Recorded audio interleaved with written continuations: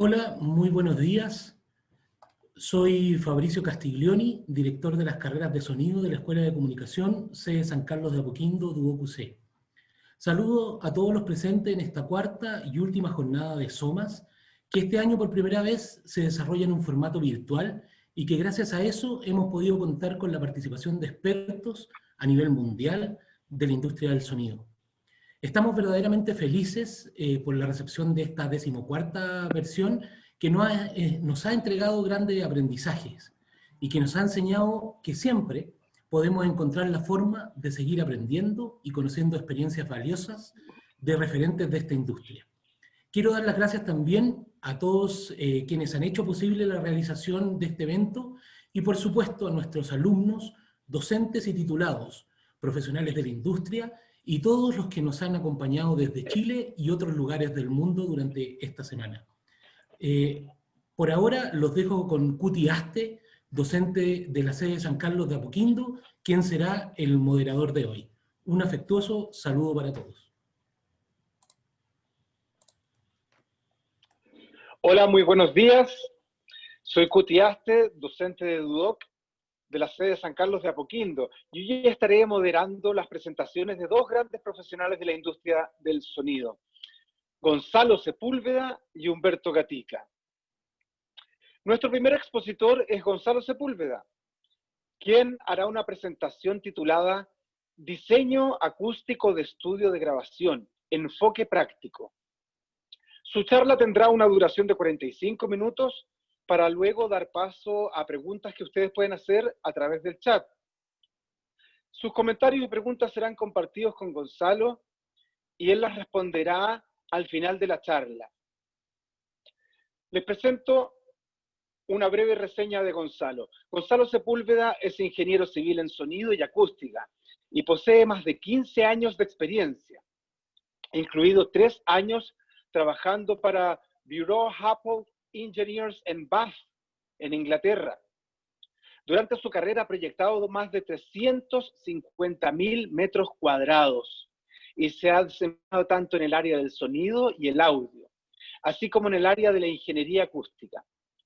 Los proyectos más significativos incluyen hospitales, oficinas, estudios de grabación, obviamente, también hoteles, colegios, teatros, edificios públicos, entre otros, desarrollados tanto en Europa como en Medio Oriente y Chile.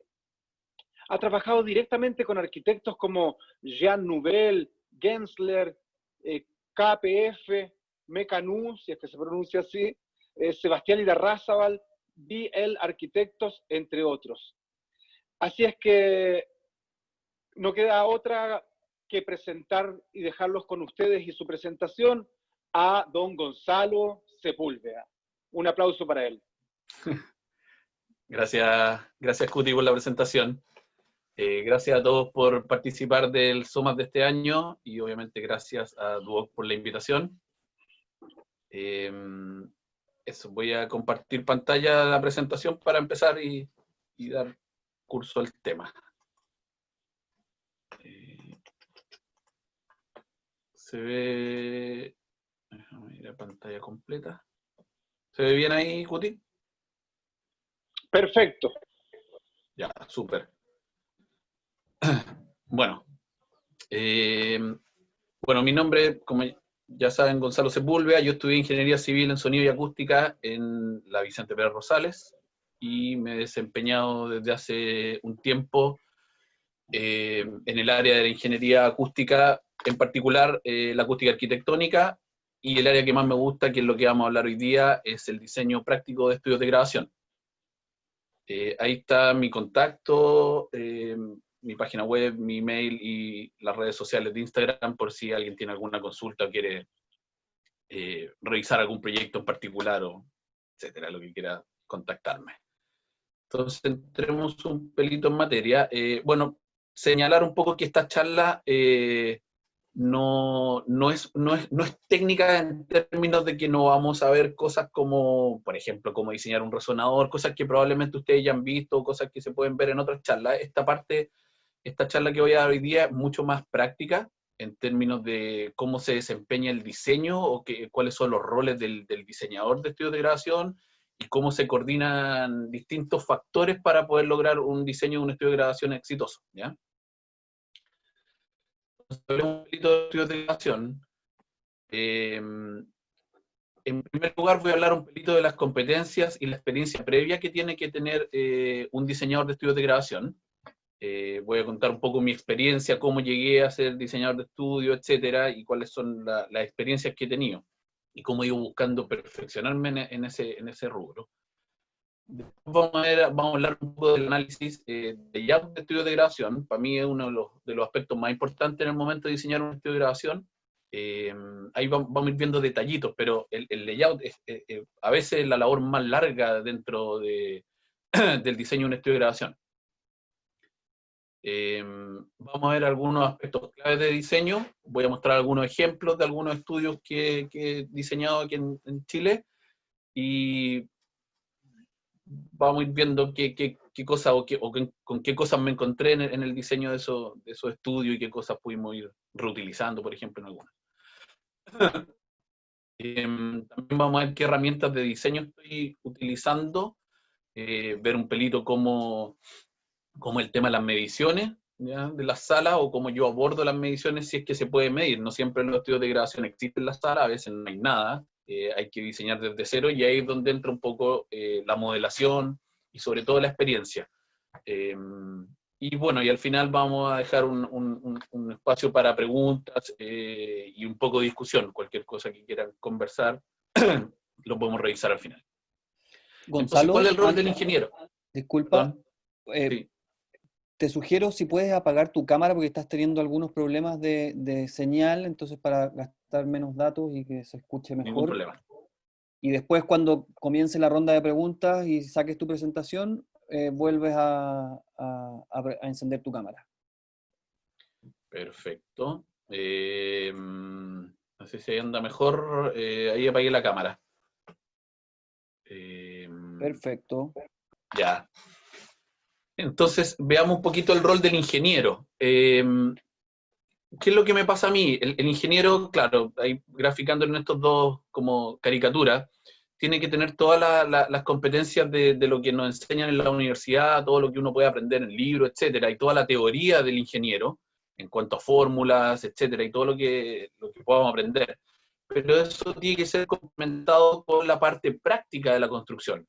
¿A qué me refiero con esto? Que cuando uno diseña un estudio, si bien tiene que tomar toda la experiencia y la teoría, etcétera, de la parte ingenieril, tiene que también ser conocedor de cuáles son los formatos, por ejemplo, de los materiales que se van a utilizar, ya sea de las lanas, de las maderas, etcétera, para no errar en cosas de diseño, por ejemplo, mal utilizar los formatos de los tableros de terciado, por dar un ejemplo rápido, en que no hagan perder material de forma ineficiente, ¿ya? Entonces, esas dos cosas se tienen que conjugar súper bien.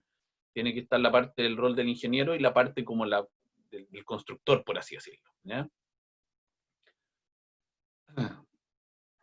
Entonces, nosotros como diseñadores de estudio, y ahí viene la palabra como consultor, lo primero que tenemos que hacer es identificar las necesidades del cliente.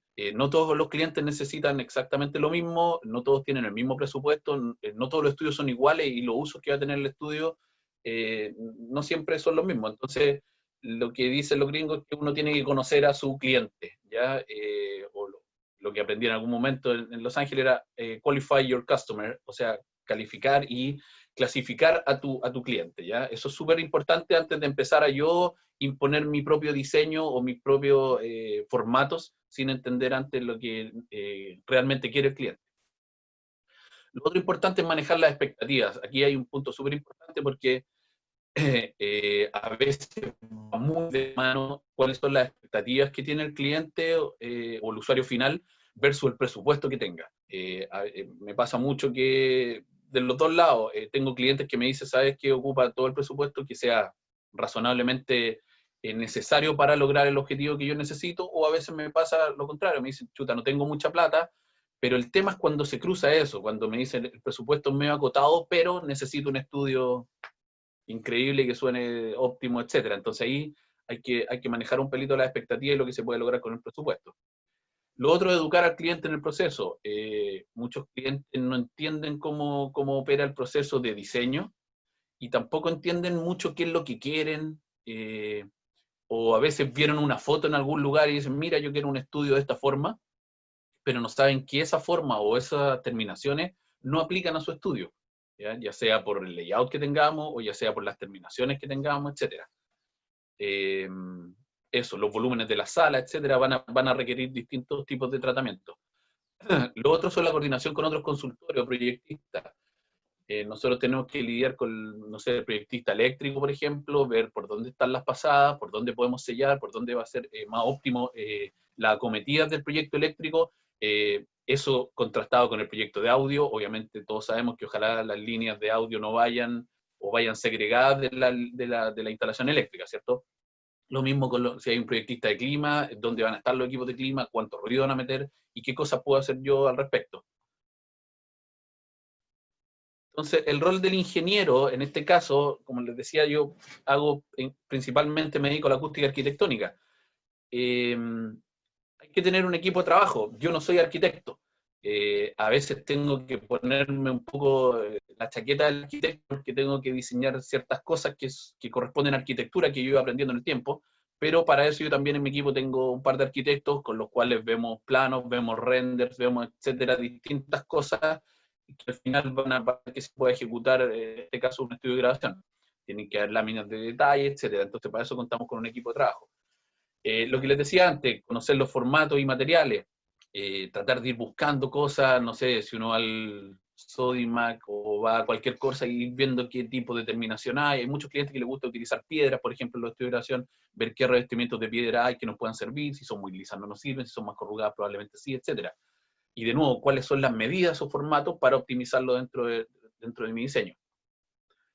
Y bueno, como les decía, uno de repente se tiene que tomar el rol de diseñador de interior, sin serlo, ¿cierto? Ver la estética del lugar, qué tipo de tela va a ser, qué colores voy a tener, si voy a combinar eso con ciertas maderas, qué tonos serán estas maderas, ¿cierto? El piso, si tiene una alfombra, etcétera. Luego la iluminación, de nuevo, sin ser iluminador, uno ya tiene que empezar a entender qué luces puedo usar, cuántas luces puedo usar, si voy a ocupar distintos golpes de luz para dar distintos ambientes dentro del estudio. Y por último también está el tema del mobiliario, o sea, cómo convive el mueble del estudio, si el estudio va a tener una consola o ahora probablemente sea todo in the box y sea más reducido el mueble, bueno, va a tener más espacio, etcétera, para otras cosas. Va a tener un sillón, etcétera. Hay un número de como variables que también me van a supeditar si voy a tener una puerta en algún lado, no voy a tener esa puerta en otro lado, puede abrir esa puerta si está el sillón, una mesita, etcétera, etcétera, etcétera. ¿Ya? Aquí voy a hablar un pelito de la experiencia que yo he ido adquiriendo en el tiempo y lo que me ha ayudado a poder desarrollar proyectos de estudio de grabación. Nosotros tratamos, cuando hablamos de un estudio de grabación, lo primero que nos viene a la mente son músicos, ¿cierto? Tenemos que lidiar con músicos, tenemos que entender cuáles son los roles del músico dentro de un estudio de grabación, cuáles son las necesidades del músico, en términos de climatización, de iluminación y de espacio sobre todo, ¿cierto? Un músico necesita desde algo súper simple de poder ingresar su instrumento a la sala de grabación, y para eso la sala de grabación tendrá que tener un acceso adecuado, ¿cierto? No puedo pasar por cierto espacio, de repente cargar todo mi equipo a través del control room no es lo mejor, probablemente es mejor tener un acceso independiente a la sala de músicos, ¿cierto? Después vamos a tratar con sonistas, también es importante entender el rol del sonista, cuáles son sus necesidades, en términos no solamente de lo que está escuchando, sino obviamente de lo que está viendo, dónde voy a ubicar yo la ventana del estudio de grabación, por dónde va a ser el acceso, qué otras cosas, por dónde va a estar ubicado el rack de outboard, ¿cierto? De los fierros que le llamamos. Eso también va a influir mucho, entonces tengo que entender las necesidades del sonista. Y lo mismo los productores probablemente están sentados en otro punto, van a tener un escritorio, qué sé yo, dependiendo si es más grande o más chico el estudio, y también hay que entender cuál es la necesidad de los productores.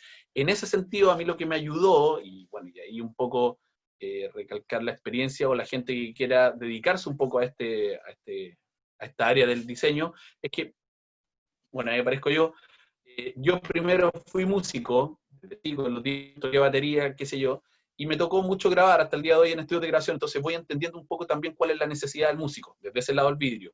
Y lo otro es que también, antes de dedicarme a la acústica arquitectónica, tuve mis estudios de grabación, cuando salimos del Vibro con unos colegas, amigos, hicimos nuestro estudio de grabación, nos tocó grabar, etcétera, y eso también te hace entender un poco cómo funciona un estudio de grabación. De nuevo, lo que les decía al principio, una cosa es la parte teórica y la parte que nos enseñan de resonadores, absortores, etcétera, ¿cierto? Cómo aislar, cómo poner un vidrio, etcétera.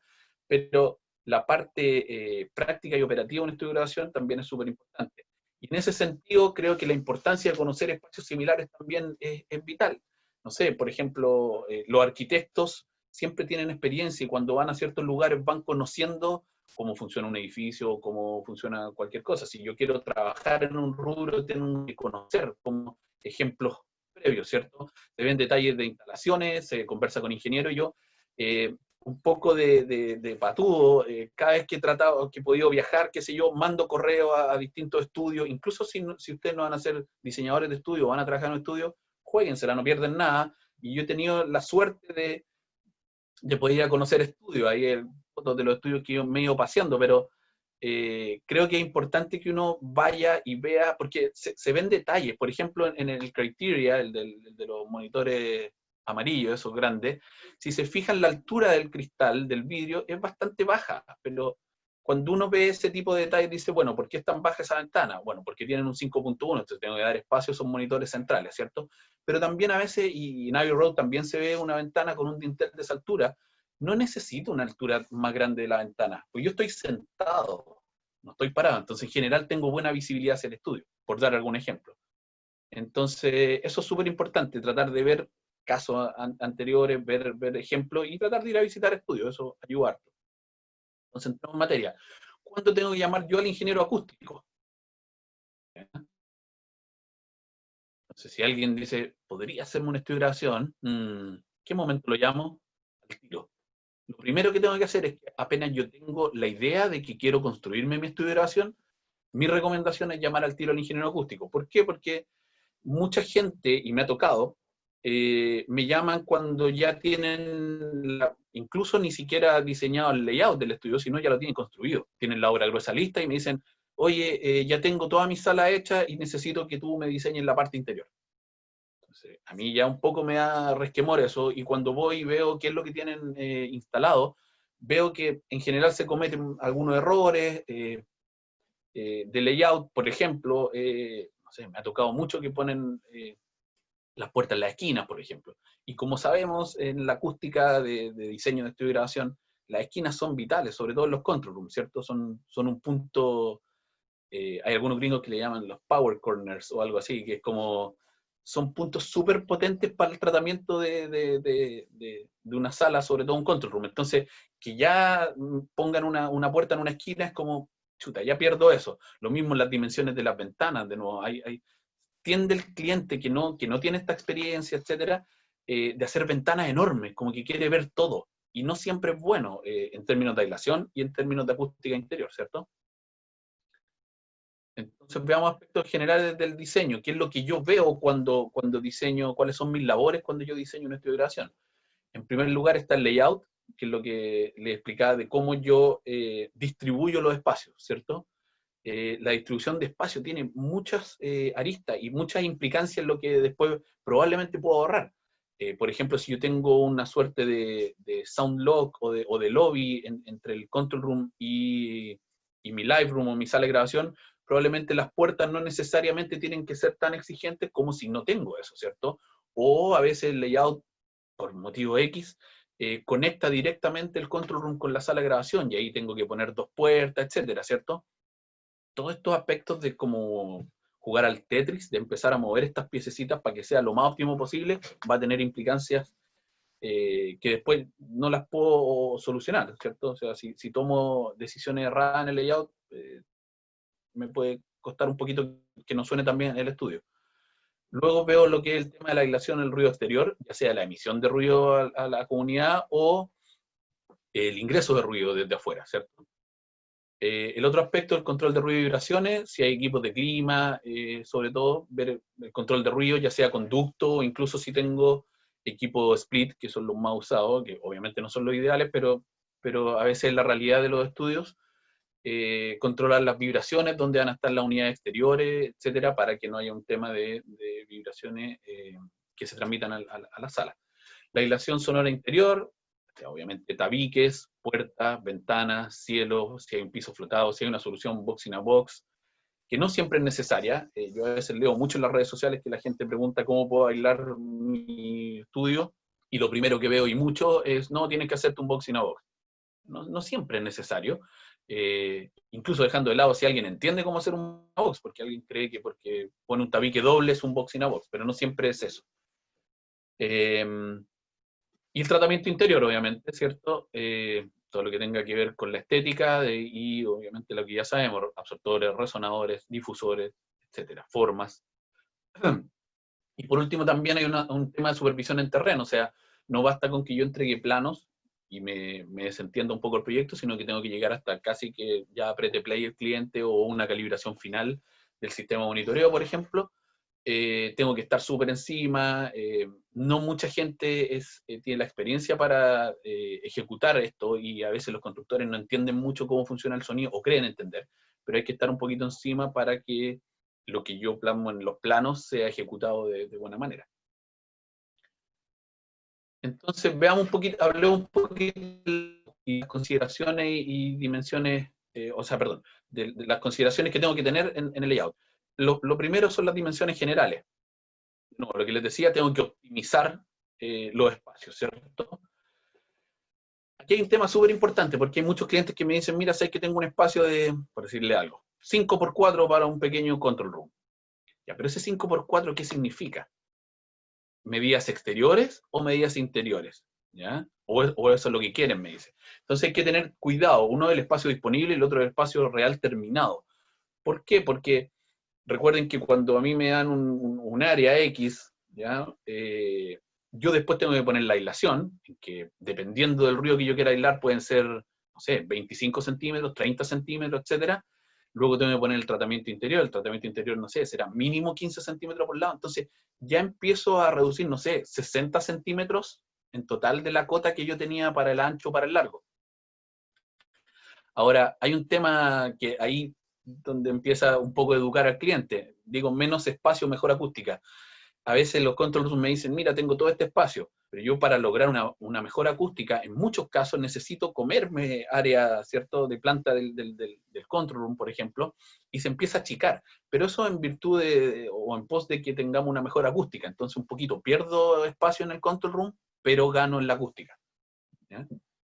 Otras cosas que son obvias, el criterio de Volt y el criterio Bonello, etcétera, cositas que yo tengo que ir chequeando de relaciones de largo, ancho o alto, ¿ya? Los accesos y la circulación, súper importante. ¿Dónde pongo las puertas? Va a haber un ingreso independiente para equipos, por ejemplo, si quiero ingresar un piano, si quiero ingresar racks grandes, o etcétera, cases, cosas de ese tipo, ¿cierto?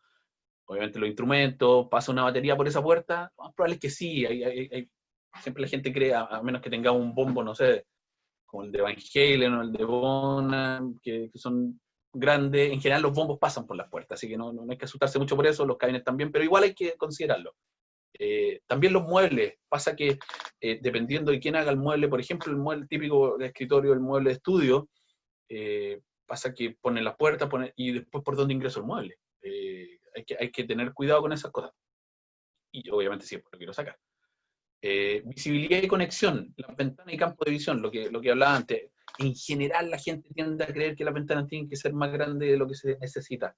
Entonces hay que tener cuidado con eso, hay que tirar ciertas líneas, ver qué pasa si desde el punto ideal de mezcla puedo ver, no sé, un buen porcentaje del Lightroom, estoy bien. Hay puntos ciegos, pero que no tienen ninguna implicancia, no necesito ver esos puntos ciegos. Y si necesito verlo, me muevo un poco y ya lo vi. Formato y usos del estudio, ¿cierto? Este estudio va a ser para música, va a ser para post, va a ser estéreo, va a ser 5.1. Y eso también va a ser súper importante. O sea, obviamente una sala estéreo, por ejemplo, va a tener una dirección de propagación, ¿cierto? Versus el estudio 5.1, en que tengo altavoces distribuidos por la sala apuntando en distintas direcciones. Si es de música, lo más probable es que quiera tener el vidrio al frente para ver de buena manera los músicos. En post probablemente también, pero en post en general tengo la pantalla grande al frente donde estoy viendo, si estoy haciendo un comercial, el contenido de video. Entonces los estudios de post en general se pone la ventana al lado, ¿ya? Esa ventana vamos a tener que ver qué tan grande tiene que ser para que no estén las primeras reflexiones, etc. Bueno, y lo que repetía antes, la influencia general, cómo el layout va a influir en la acústica de la sala y el tratamiento interior. Entonces eso hay que tener mucho cuidado. Es un ejemplo de un layout. Esta es una oficina de planta abierta de una productora que tenía 3 estudios, no sé si se ve mi mouse, pero ahí tengo el estudio 2 con su pequeño locutorio, estudio 1 con su pequeño locutorio y otro locutorio, tiene otro locutorio. Y este estudio 3, que era un estudio chiquitito de 5.1. Después mutó eso y el estudio 3 necesitó un pequeño locutorio. Entonces ahí tenemos el control room de este pequeño 5.1 con su pequeño locutorio. El estudio más grande, que era el Control Room 1, tiene su propia sala. Y el Control Room 2 quedó con su pequeño estudio chiquitito. Una oficina de planta abierta en que tuvimos que de nuevo jugar para poder distribuir esto, y eso que también conviviera con su sala de reuniones, la oficina de gerencia, etcétera, etcétera. ¿Cierto? Está el tema de los baños. Otro ejemplo de layout, estas son unas radios, son las radios de Tele 13 Radio. El requerimiento del cliente era que tenía que tener 2 control rooms y que compartiera el locutorio, o como ellos le llaman el aire, que es la mesa más grande donde está donde ocurre la parte de la. Cabe destacar que hoy en día radios son transmitidas también en video, entonces obviamente de Tele 13, la Tele 13 Radio se transmite también en video por streaming o a través, a veces pinchan en la señal en vivo del Canal 13, ¿cierto? Este espacio existía, entonces yo estaba acotado a esto, estaba acotado a esas ventanas, estaba acotado a esta puerta de escape, esto está en un segundo piso en una casa al costado del Canal 13, y lo único que tenía era este acceso, entonces yo ocupé un soundlock acá para distribuir a los 3 espacios, digamos. Ventana, etcétera, y querían que hubiera espacio para los invitados. Después esto empezó a mutar. Entonces, si se fijan, mantenemos el locutorio que está al centro, que es como el aire, y este estudio chiquito pasó a tener su pequeño locutorio, de nuevo, es casi jugando al milímetro para poder dar con todas las necesidades del cliente. No tenía más espacio, ese espacio ya existía. Después volvió a mutar, y quedó este control más grande, con un espacio para invitados, o antes que pasaran al aire, que se llama este espacio más grande. Pero si se fijan, los 2 controles tenían que tener visibilidad al aire. ¿Por qué? Porque si por cualquier cosa se caía la señal de uno de los 2 controles, seguía el otro control. Y siempre la exigencia de un pequeño locutorio para para poder trabajar de forma simultánea ambos estudios. El layout final terminó siendo este, con el locutorio principal de la radio acá, y este otro de post con su locutorio post. Ahora este locutorio post pasó de ser un pequeño locutorio solo para grabar locuciones personales a una mesa más chica. Entonces, si se fijan en la primera imagen de la izquierda, tengo el aire, que es la parte más grande, y atrás tengo otra mesita más chica. La exigencia era que estos espacios eran de forma simultánea, como se ve en esa imagen, y por lo tanto la aislación de estos cristales debía ser bastante alta. ¿Ya? Voy a ir un pelito más rápido, que me queda poco tiempo. Otro layout de estudio, este es el estudio que le hicimos a los Vázquez. Me acuerdo, el Enzo llegó y dijo, mira, tengo esta parte en la casa atrás, tengo este espacio, esto en el cajón del Maipo, y esto es más o menos lo que tengo, igual lo puedo eliminar y vamos viendo. Después me envió este requerimiento, me dijo, quiero un control, con un locutorio, un booth chiquito a la izquierda y un live room a la derecha. Perfecto. Entonces yo lo tomé y lo hice un poco más realista. Obviamente, si se fijan, achiqué las ventanas, hice que el control sea simétrico con respecto al eje, que eso es fundamental para mantener la imagen estéreo. Añadí 2 puertas hacia el live, ¿ya? Una puerta hacia acá, y tengo un soundlock, y aquí tengo mi pequeño booth, el control room con su, ya empezando a tirar línea en términos de tratamiento interior. El live room era bastante grande, se achicó después un pelito, y lo otro era que el Enzo quería que tener vista hacia el cajón del Maipo, que está acá abajo, hacia donde están esos árboles. Que tenía una ventana antes de la casa, y me decía, quiero tener vista, pero estaba como de espalda, entonces es que tengamos vista, pero invertamos el estudio. Tomamos el mismo estudio, le hicimos un flip, y quedó con vista al Cajón del Maipo como quería él, con una cierta ventana a este lado, etc. O sea, es el mismo layout, pero invertido. Y ya luego, hilando más fino, terminó siendo esto. Pusimos algunas ventanas acá, no un ventanal, porque no es necesario tener un ventanal, y puedo yo ocupar tratamiento entre esas ventanas. Y ahí quedó el control room con su espacio, sus difusores, etcétera, y con una pequeña ventana acá para poder mirar hacia allá. A un lado y el live room al otro, tratando de mantener una simetría con respecto al eje central del control room.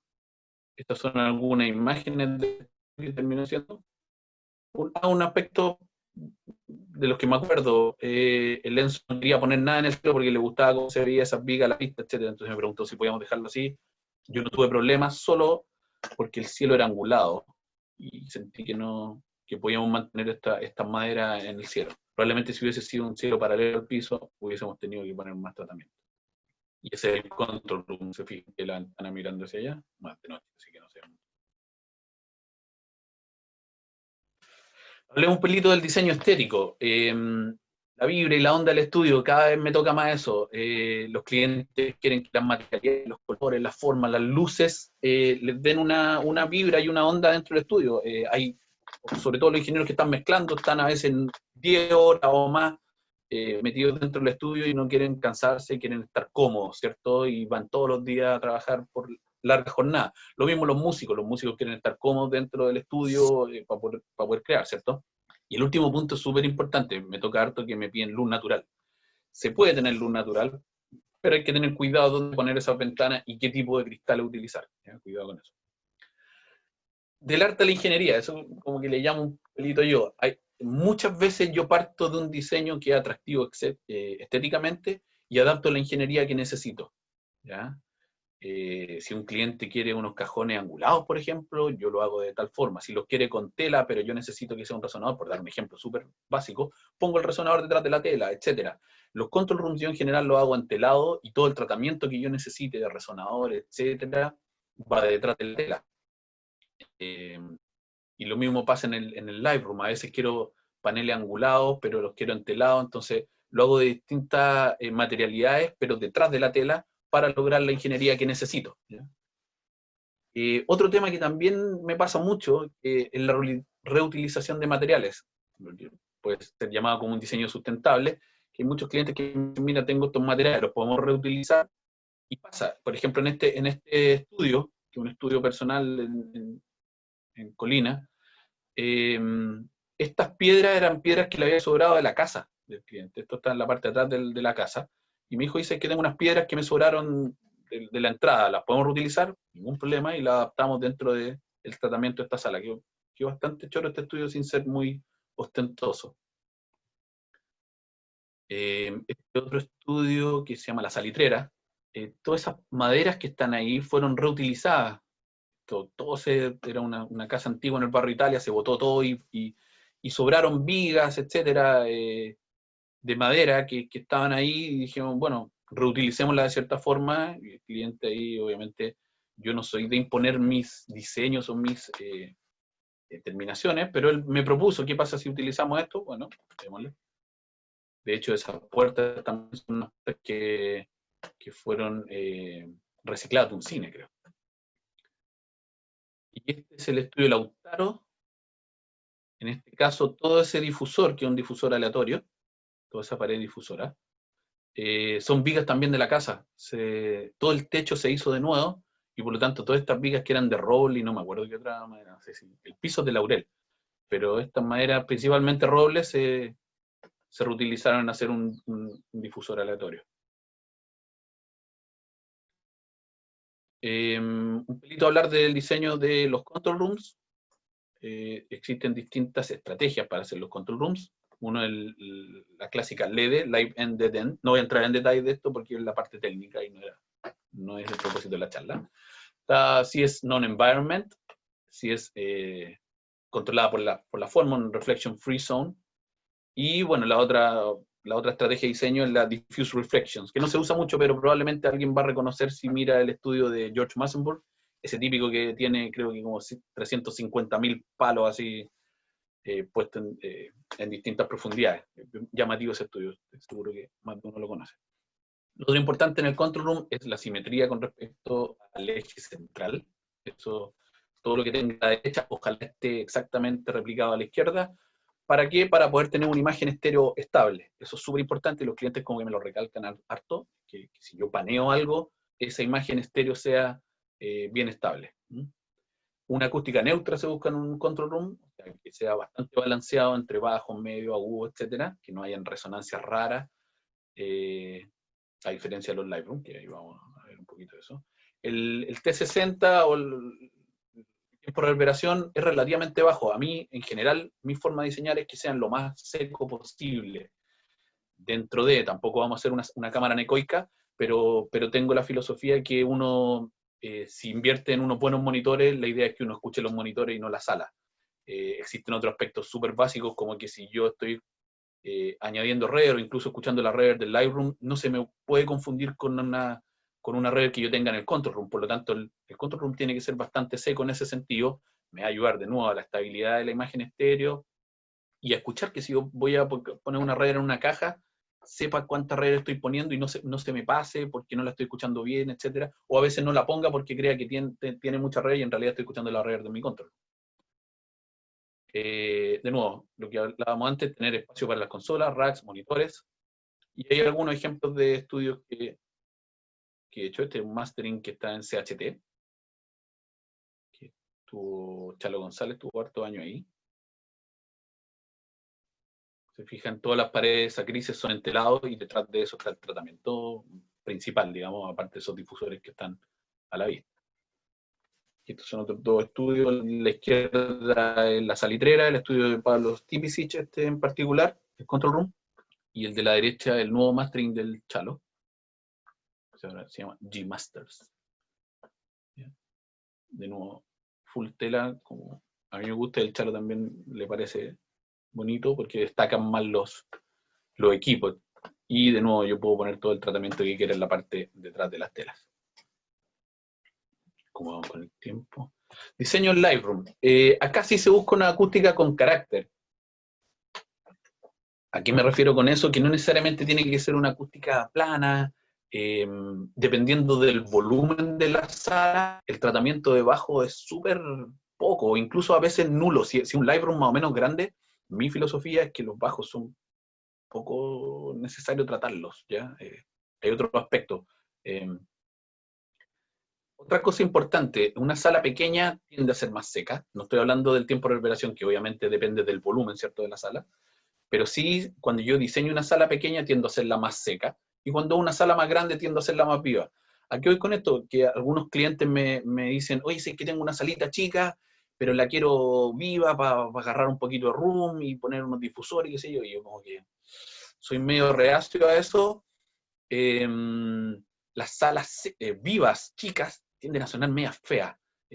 A veces, no sé, suena, dependiendo de la terminación, parece como que sonar un baño. Y agarrar una room de una sala muy chica tampoco me suena con mucho sentido. Entonces, tiendo a hacerlas bastante secas y funcionan súper bien para grabar voces, para grabar guitarra acústica, incluso para grabar batería. Como ejemplo, el estudio de Pablo Stipicic tiene un booth chiquito, bastante chico, y él ha metido una batería con un micrófono, la ha procesado y suena bastante bien, obviamente para el estilo. Entonces, sala pequeña tiende a ser más seca, sala más grande tiende a ser más viva, y vamos a ver, probablemente si es bastante grande, vamos a ver menos absorción, al menos porosa. El espacio para los instrumentos y los músicos, ya lo conversábamos, tienen que estar cómodos, tengo que poder instalar una batería X, o si quiero grabar en vivo tengo que tener espacio para mover gobos, que son estos paneles móviles con ruedas, para poder separar ciertas fuentes. Lo que está diciendo, grabación en vivo, si voy a grabar en vivo, va a tener un espacio para tener un booth chiquito, que es como estas cabinas, ¿cierto?, donde pueda meter incluso un vocalista, o pueda meter amplificador y grabar a todos los músicos en vivo, o si no quiero perder ese espacio, bueno, tener un set de gobos que yo pueda ir encerrando cierto amplificador, o incluso al vocalista, ¿cierto? ¿Voy a tener acústica variable o no? Eso también es un punto bastante entretenido. Hay clientes que me piden que haya acústica variable, entonces hay que pensar cómo lo puedo hacer. La forma más básica y simple, por ejemplo, tener un set de cortinas que yo las pueda abrir, extender o cerrar, y voy a cambiar un poco la característica de la acústica, también tiempo de reverberación o incluso primeras reflexiones, ¿cierto? Después puedo ocupar paneles como con bisagras, ¿cierto? Que yo los puedo ir abriendo, cerrando con una cara reflectante y una cara absorbente, o puedo incluso, que ahora estoy usando harto, son como unas cosas, unas suertes de persiana, ¿cierto? Que eso me da la flexibilidad de ir como entre medio, o sea, puedo dejarla lo más reflectante o después empezar a abrir algunas y voy haciéndolo un pelito más seca, o abrir todas esas persianas, entre comillas, y dejarla bastante seca. Ejemplos de algunos live rooms, este es un proyecto que hice en Inglaterra, que bueno, este es un live room que en realidad es un recital hall donde hacen presentaciones del colegio, digamos, musicales, ponen sillas que son removibles, o también lo iban a usar para ensayos de una big band. Ahora, los requerimientos para no sé, una orquesta pequeñita de cámara versus el ensayo de la big band obviamente eran diferentes, y por lo tanto esa sala tiene acústica variable. Se alcanza a ver acá unos banners negros, mi mouse, que estos se despliegan y bajan y por lo tanto cambian el tiempo de reverberación de esta sala. El estudio Lautaro, este espacio es bastante grande y por lo tanto, si se fijan, no tiene mucha absorción porosa. Los paneles tienen absorción, los que son lisos tienen absorción en la parte de atrás, y los otros son, bueno, perforados como se ven ahí, también tienen absorción porosa, pero no se ve tanto. Y por lo tanto, la reverb de este espacio es bastante rica. Tiene un techo o cielo, que es lo mismo una cubierta que llega en su punto más alto porque es medio angular, a 5,20 metros. Entonces, no sé, grabar rooms en esta sala queda bastante rico. Y obviamente ahí se ve que ya Pablo tiene unos cobos que él ha sabido mover, qué sé yo, graban harto en vivo acá. Entonces ponen la batería y cierran los amplificadores en ciertos puntos. Este otro estudio también, aquí estábamos acotados por el espacio, pero lo que quería mostrar acá era la utilización de distintos materiales, y lo otro es que también tiene un pequeño booth, ¿ya? Entonces, donde aprovechamos de poner una puerta vidriada que nos comunicaba visualmente y a la vez no perdíamos espacio, ¿cierto? Un booth bastante chiquitito. Medición y mejoras. A ver, el tema de las mediciones, aquí es un ejemplo práctico. Este estudio me llamaron para mejorarlo y cambiarle la estética, porque sería medio lúgubre con esa tela, un pelito un verde medio fome. Entonces, primero querían cambiar la tela y lo otro aprovechar en la pasada de mejorar la acústica. Entonces lo que hicimos fue medir obviamente con los monitores y luego mapear también la sala, ver qué puntos yo tengo que poner, qué tipo de resonador, etc. Estaba medio jodido en esta sala porque la ventana que se hizo, fue diseñada anteriormente por otras personas, era muy grande. Entonces, si se fijan, no tengo, por ejemplo, en la foto de la derecha, se fijan, no tengo esa esquina frontal disponible, ¿no? La ventana llega casi hasta la esquina, lo mismo en la foto anterior, hacia la izquierda tampoco, no tengo. Entonces ya esa esquina estaba medio sonado. Entonces, lo que hicimos fue prácticamente llenar de resonadores la sala para mejorarla, porque tenía pura absorción porosa. Y si se fijan, otro error que se comete también harto, no tenía nada de tratamiento en el cielo. Como que hay gente que tiende a pensar que si los monitores están a esta altura y el ingeniero está a la misma altura, las primeras reflexiones van a convivir a esa altura, pero ojo, tengo primeras reflexiones en el cielo, ¿ya? Entonces hay que tratar el cielo. Lo que hicimos fue cambiarle obviamente la tela, darle más luz, digamos, a este espacio. Pusimos tratamiento en el cielo, pusimos estos paneles perforados, y detrás de la tela obviamente ganamos un pelito, o sea, ganamos en acústica, perdimos en espacio, solo 5 centímetros por lado, y pudimos poner resonadores. La parte delantera, mantuvimos el difusor que había,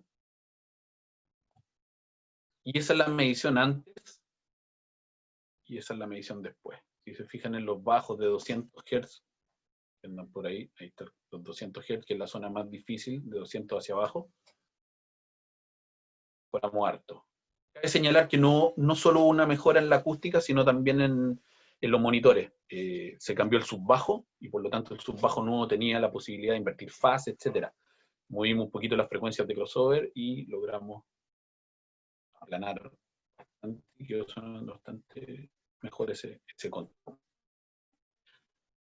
Otra herramienta de diseño que estamos utilizando harto son los renders, servido para decisiones estéticas. Por ejemplo, ese control room que estamos haciendo ahora para un estudio en Concepción. este estudio, por ejemplo, hay decisiones de tonos de tela, por ejemplo, y en el de la derecha decisiones de tonos de madera. ¿Ya? El mismo Lightroom de este Control Room, pero ahí el cliente decidió no, vamos por las maderas más oscuras en vez de las más claras, o a veces los paneles de cielo que se ven bonitos así, los dejamos oscuros y las paredes las dejamos claras, etc. Y ojalá que tenga concordancia con las maderas que estamos usando en el Control Room. Y por último, otra herramienta de diseño que he estado implementando son las modelaciones. Ojo aquí con las modelaciones, para los que entiendo, bueno, somos todos sonidistas, entendemos un pelito y probablemente ubican algunas herramientas de diseño y de modelación. Por ejemplo, los típicos software de modelación como el Cat Acoustic o como el LIS, no son utilizados en este tipo de salas porque son muy chicas las salas para que el LIS o el Cat Acoustic nos dé respuesta en estas salas, sobre todo, que es lo más importante, que son las frecuencias bajas. Entonces hay que utilizar otras herramientas de diseño. Estoy utilizando un software que se llama OTL, que me permite modelar los modos normales, que es la parte más difícil, digamos. Y también los paneles, los multilayers, también lo hace con un poco más de precisión, digamos, que las herramientas normales. Pero hacer hincapié en eso, el Cat Acoustic y el LIS no les van a dar respuestas para salas relativamente chicas. ¿A qué me refiero con eso? Con estudios de grabación. El Cat Acoustic, el LIS, el Odeon, son herramientas que se utilizan para teatros, para auditorios, para espacios mucho más grandes que un control room, ¿ya? Entonces, cuidado con eso. Y creo que eso sería, sí. Eso sería de mi parte. Muchas gracias. Creo que anduve bien el tiempo, ¿no? Perfecto, me pasé 2 minutos. Siempre me paso un poquito más, así que eso. No sé si hay dudas, consultas, Cuti. Sí, me parece que me aparecían aquí algunas preguntas en el Q&A. Sí, tenemos preguntas. Ah, ahí están. ¿Las leo? ¿Las voy leyendo yo? Bueno, como prefieras. Ya, a ver, la primera dice, ¿cómo lograste trabajar 3 años fuera de Chile? Aunque suene chistoso, abrí el Google. Sí, perdón. Cuéntame. Ahora, si quieres, puedes dejar de compartir tu cámara. Claro. Ya, voy para allá. Gracias. Mejor. Ojalá no friquee mi internet. ¿Está bien? ¿Se sigue escuchando bien? Hagamos el esfuerzo, a ver si funciona. Ya. Si no, la apago. Si ya, lo importante es lo que vayamos conversando. ¿Cómo lograste trabajar 3 años fuera de Chile? Abrí Google y puse Acoustic Jobs UK. Así de simple. Enter. Y en Inglaterra, afortunadamente, hay mucha oferta laboral para ingenieros acústicos. Y tuve la suerte, entre comillas, porque igual la busqué, o sea, fui a Google y busqué pega, y no sé, debo haber mandado unos 30 currículums, respondieron 1, y de ahí tuve entrevistas por teléfono, por videoconferencia, etcétera, hasta que me ofrecieron el puesto, me mandaron una oferta. Todo desde acá, conseguí el permiso de trabajo y me fui para allá. Y allá a perrar nomás, igual un poco a los leones. Como yo les contaba, yo partí trabajando cuando salí del Vipro, partí trabajando como sonista, trabajé en postproducción, en doblaje, hice sonido en vivo, tuve mi propio estudio de grabación, trabajé en el antiguo Acoustic, que estaba allá en Villaseca, el del Lito. Entonces siempre ligado al sonido. Entonces cuando busqué trabajo como acústico, claro, lo primero que me dijeron, espérate, pero tú saliste hace tiempo de la universidad, no tienes experiencia. Y dije, no importa, me ofrecieron un puesto casi como de graduado, y yo dije, démosle, si al final mi objetivo era ir a aprender más que nada. Y eso fue, así logré de ir a trabajar afuera. Pues mucha gente intenta optimizar acústicamente sus home studios sin tener acceso a mediciones eficientes para corregir y mejorar la sala, hablando dentro de un rango semiprofesional. ¿Cuál es el elemento de tratamiento más fundamental para aplicar entre lo que son difusores, resonadores? A ver, un home studio chico, relativamente chico, que me pasa mucho, la típica piecita que está ahí, que nadie ocupa, que es de 2x3, no usen difusores. Los difusores a distancias cortas, ¿ya?, no son eficientes y no les van a funcionar. Entonces, mi recomendación es que en un home studio, olvídense los difusores, ¿ya? Más encima que comprarlos son caros, y fabricarlo engorroso, etcétera. Absortores porosos, ojalá de 10 centímetros de espesor por lo menos, que significa 2 capas de lana. Y luego resonadores. Ahora los resonadores es más engorroso. Yo les recomiendo que al menos consigan a alguien que sepa hacer mediciones, ya que tenga un micrófono, que tenga un software, y lo otro es que sepa hacerlo, porque hay mucha gente que se compra el micrófono de medición, pone eso y con eso después no saben interpretar qué es lo que les dio el resultado. Un paréntesis súper importante, no quiero decir que no sirva, pero tengan cuidado, y lo voy a decir con nombre y apellido, hay un software que se ocupa mucho y la gente lo está cada vez adquiriendo más, que es el SonarWorks, que es un software que es una aplicación que incluso te la venden con un micrófono, si no te puedes conseguir uno, que sirve para ecualizar la sala, ¿cierto? Esta aplicación yo la he usado, no en mi estudio, pero he ido a donde otro ingeniero a ayudar a medir, qué sé yo. Básicamente lo que hace es te mide tu punto de escucha, o un área, porque hay que ir promediando, y luego te dice, mira, esto es lo que tú tienes, y yo voy a ecualizarte de vuelta y ahora va a quedar sonando así. Cuidado con el tema de la ecualización de la sala. Cuando uno ecualiza la sala, hay factores bastante importantes que considerar. Yo ecualizo el punto de mezcla, pero esa ecualización a veces es tan drástica que si después me voy para atrás o me muevo un pelito del punto de mezcla, cambia mucho lo que pasa en otros puntos. Entonces, mi recomendación es agotar todos los recursos en términos acústicos, y cuando ya no se pueda más, aplicar el SonarWorks. El SonarWorks igual tiene como una cosa, como un porcentaje de cuánto ecualizo, ¿cierto? Si quieren dar un ajuste final, está bien, pero no se guíen tanto por el SonarWorks. Y lo que es peor aún, que hay gente que no entiende de acústica, que el SonarWorks les muestra una curva así y después les muestra hacia arriba plano. Y la gente cree que con el SonarWorks no necesitan incluso tratamiento poroso, por ejemplo, y con eso están listos. Si yo compro SonarWorks no necesito tratar la sala, y hay que tener mucho cuidado. O sea, obviamente se necesita tratar la sala. Es imposible que lo que muestre SonarWorks una parte plana de ahí para arriba, porque obviamente hace un smoothing, no es la realidad. Entonces, cuidado con eso. Entonces, absortores primero, poroso, controlar las primeras reflexiones, sí o sí. Ya eso lo pueden ver con unos espejos. Hay tutoriales en Google de cómo encontrar las primeras reflexiones, y esas tratarlas sí o sí en un home studio. Y luego tratar de ver resonadores, esquineros porosos les pueden ayudar, sin duda.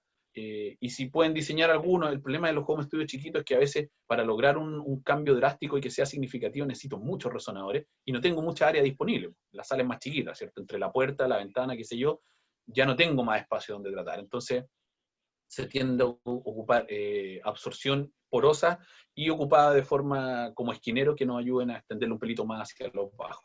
¿Ya? Pero sí o sí traten de entender que un home studio no es un estudio profesional. Eso también es importante. En una sala más grande, al dejarla más viva, ¿te refieres coloración y reverberación? ¿Cuánto debería ser en T60 de esa sala room grande? Depende de la sala, pero puede estar de 0,5 hasta 1 segundo. Si es más grande, puede estar cerca de 1 segundo de tiempo de reverberación. Pero claro, me refiero a la reverberación.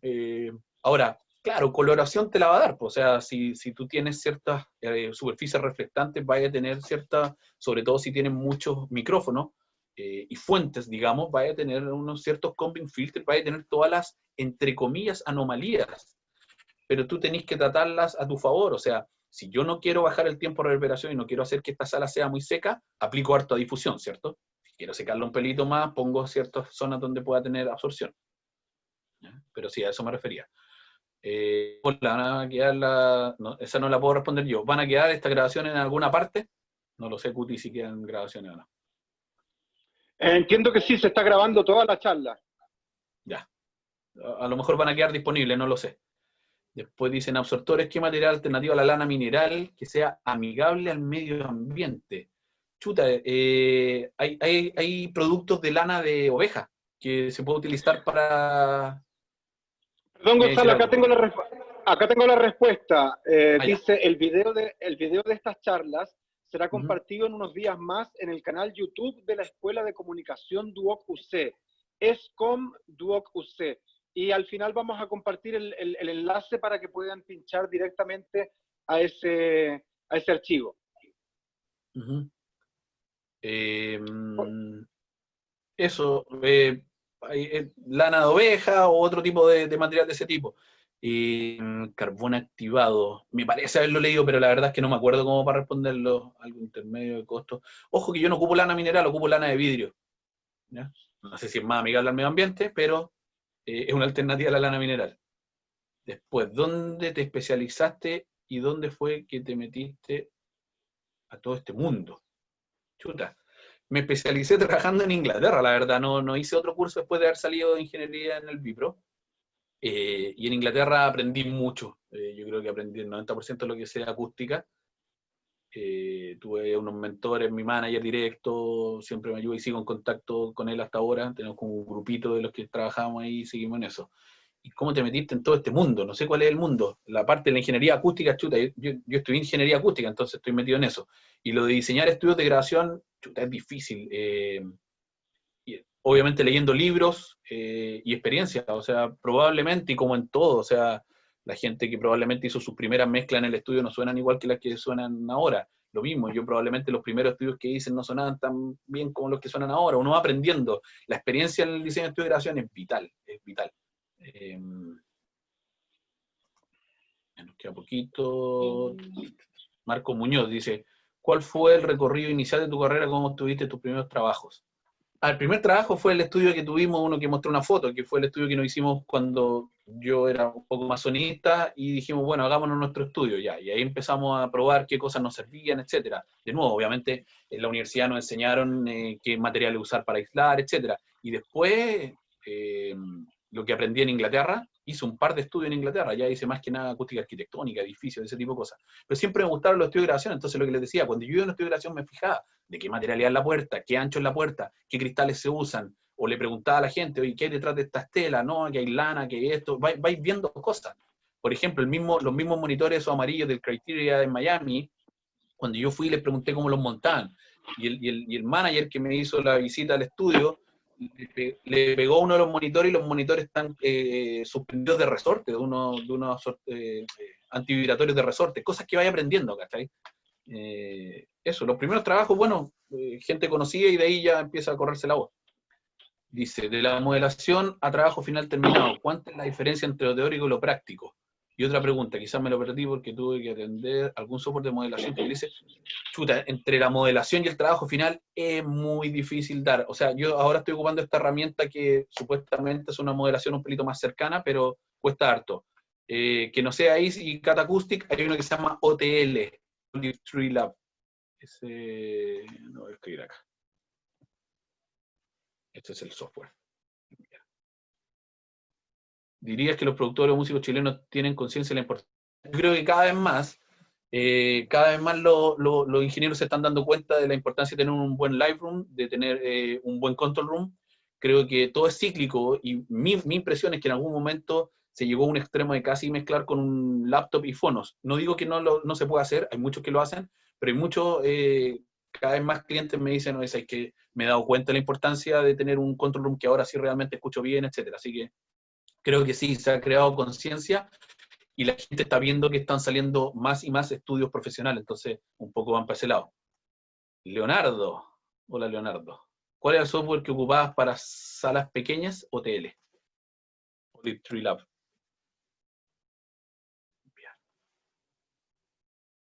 Y... la borró, parece. No, la mandé por interno, no sé.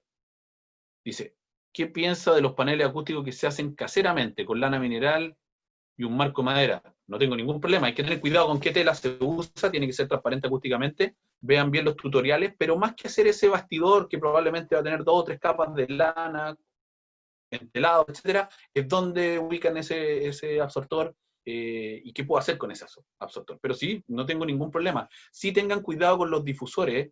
Si van a hacer un QRD, hagan un QRD como es debido. Acuérdense, los QRD, y probablemente lo vieron en alguna teoría por ahí, los QRD tienen una modulación que sigue un número primo, etcétera. No ocupen cualquier modulación, ¿ya? Así que, pero sí, no tengo ningún problema. Eso serían, creo, Cuti. No tengo más preguntas que responder, creo. ¿Estáis muteado, Cuti? ¿Ahora sí? Sí. Bueno, quizás lo que más le interesa a los alumnos, obviamente, que es enfrentarse a un estudio de grabación profesional donde van a desempeñarse en su labor cuando sean egresados.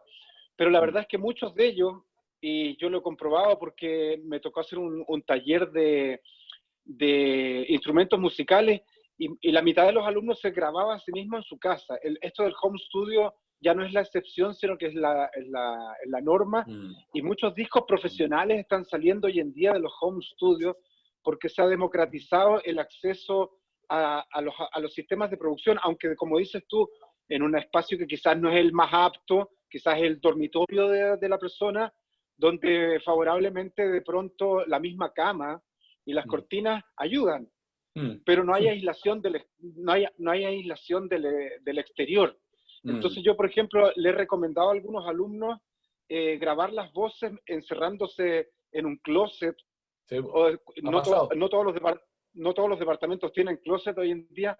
Una amiga mía graba locuciones en el auto, porque tiene niños, entonces los niños están todo el rato revoloteando. Entonces ella va y se encierra en su propio auto, vive en el cajón del Maipo, entonces no hay sonido de calle afuera, y el auto la aísla muy bien. Pero ¿qué consejo le darías tú a los chicos que tienen en su casa una interfaz de audio, un micrófono y un computador con un software?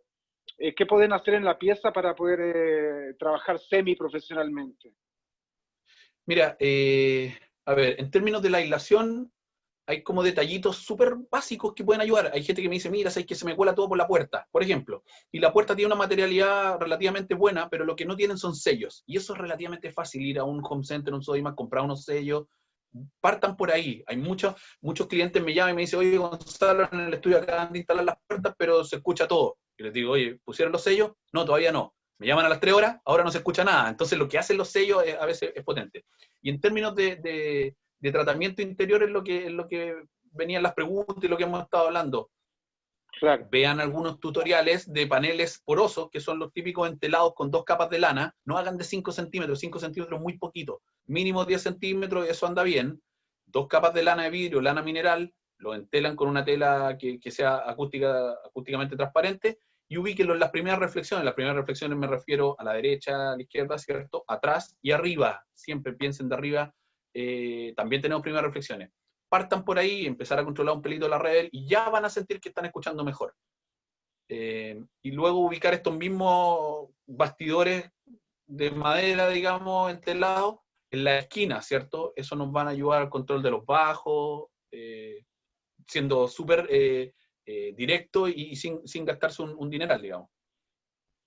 Eso como una recomendación. Claro. Es que es clave el asunto del sellado. Claro, tú puedes una pared de 30 centímetros con lana mineral, con varias capas, con aire entre medio, pero si se te filtra el aire, si entra viento, es porque entra audio. Exacto. También. Exactamente. Yo también a los constructores a veces les digo, mira, imagínate que esto es una piscina y tú la vas a llenar de agua. Si se me filtra por algún lugar, empieza a salir el sonido, y así es. Entonces, sí, hay que tener cuidado con el tema de la aislación. Es complejo, sobre todo en casa, y peor aún lo que me toca mucho en edificios. Departamentos que me llaman y me dicen, oye, que tengo mi home studio, quiero empezar a grabar, y es difícil en departamentos que se logre una buena aislación, digamos. Bueno, sobre todo porque las normas arquitectónicas en la construcción de departamentos en estos edificios de gran altura es cada vez más pobre, ¿no? Tú escuchas hasta los estornudos de los vecinos, y en ese sentido habría que gastar mucho para aislar. Yo he visto que los estudios de grabación, modernos que tienen estas puertas que ya vienen con el vidrio y que tienen una goma, ¿no? O una, 2 o 3 gomas distintas. Exacto, con doble encuentro que se llama cepo. Tiene que tener dos sets de...